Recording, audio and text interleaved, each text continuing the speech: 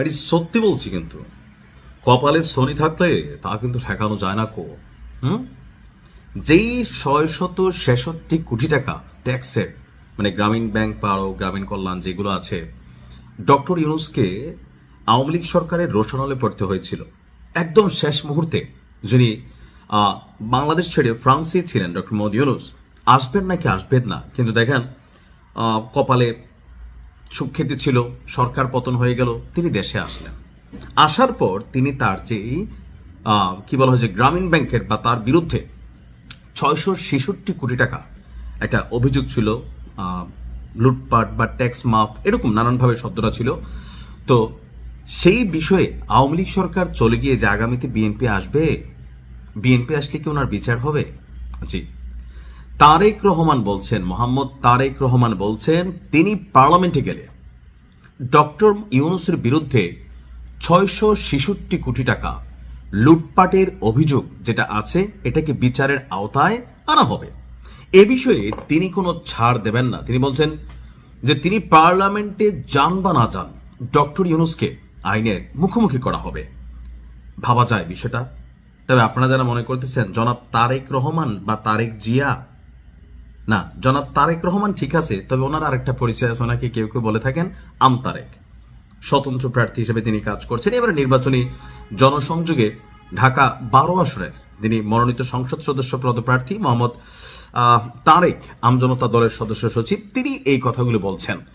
আর আওয়ামী লীগ ক্ষমতা থেকে পড়ার পর বাংলাদেশে যে কয়েকজন ছেলে খুব সাহস নিয়ে এই বর্তমান সরকারের বিরুদ্ধে কথা বলে, অথবা ধরেন এনসিপি বা আরো বিভিন্ন ইস্যুতে কথা বলে, কেউ কেউ তাকে বিএনপির চালাচামুন্ডা বলেন, কেউ কেউ ভাবেন যে তিনি মানে বিএনপির পক্ষেই কাজ করছেন, বাট তিনি রাজনীতিভাবে হয়তো আলাদা একটা দল তৈরি করেছেন। কিন্তু সরকার পতনের পর থেকে তিনি তারেক জিয়ার খুব ঘনিষ্ঠ বা কাছাকাছি। যখন জনাব তারেক রহমান বাংলাদেশে আসলেন গেল কয়েক মাস আগে, তখনও এই আমতারেক তিনিও জনাব তারেক জিয়ার সাথে দেখা করার সুযোগ পেয়েছেন বা সেই মঞ্চে যাওয়ার সুযোগ পেয়েছেন। এ নিয়ে নানান আলোচনা সমালোচনা আছে।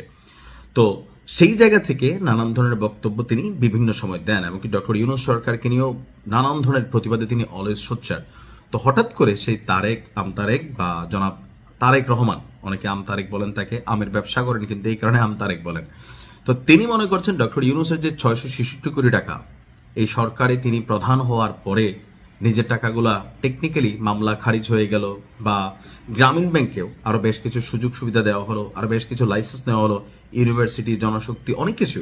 দেখেন ডক্টর ইউনুসের একটা বড় বোকামি ছিল, আমি এটা মনে করি বি অনেস্টলি, যে আপনি রাষ্ট্রের প্রধান হওয়ার পর 18 মাসে আপনার বিরুদ্ধে যে 666 কোটি টাকার একটা ইস্যু ছিল সেটা সমাধান হয়ে গেছে, গ্রামীণ ব্যাংক সমাধান হয়ে গেছে, উনি লাইসেন্স নিয়ে নিছেন, তারপরে স্টারলিংক বাংলাদেশে ঢুকাই ফেলছেন, এটাও গ্রামীণের সাথে কানেক্টেড। তো দেখেন উনি যতটুকু হিউজ সুযোগ সুবিধা পেয়েছেন, রাষ্ট্রীয় মান মর্যাদা সম্মান, দেশে বিদেশে সফর, খানা পিনা, মানে আর 100 ভাগের 1 ভাগ বাংলাদেশের জনগণ কি ওনার শাসনামলে পাইছে? পায় নাই। তবে আমার মনে হয় যে বিষয়টা কষ্টকর। কেন কষ্টকর ওনারা বিচার করা? কারণ দল হিসাবে বিএনপি বা জামাত ইসলাম যারাই ক্ষমতাতে আসুক, তারা ডক্টর ইউনুসকে এভাবে বিচারের মুখোমুখি করবে এটা আমার মনে হয় না। বলে কেন মনে হয় না? এটা মনে হয় না ভাই, কারণ এলিটদের মধ্যে একটা খেলা আছে।